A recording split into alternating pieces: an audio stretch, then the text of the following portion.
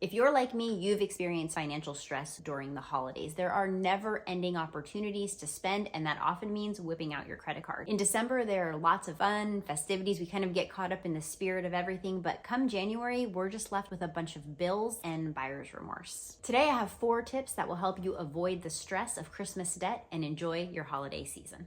A recent NerdWallet.com study says that 31% of Americans are still paying off last year's Christmas debt as the new Christmas season approaches. We can avoid any Christmas debt if we just plan early, and these tips will help you. Tip number 1, set a realistic budget and plan for how you're going to spend your money. Don't just list out Christmas gifts, but think about those other expenses that kind of sneak up on you. Like, do you send a Christmas card every year? Make sure you include that. What about a family get together or a dinner that you're hosting or a company party or any travel? Make sure you really are thorough and list out everything that's going to require some of your dollars this Christmas season.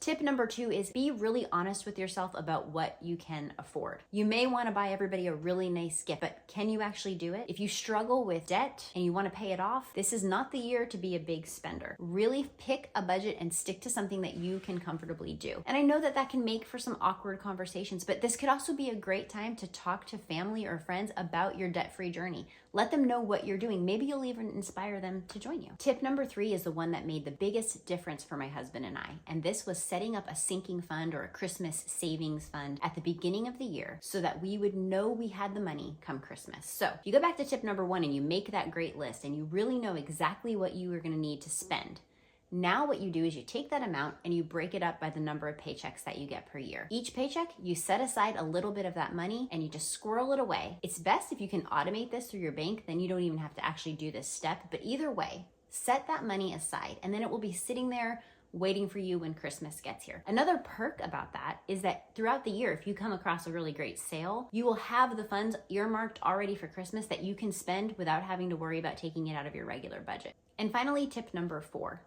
This is about changing your mindset. What is Christmas really about to you?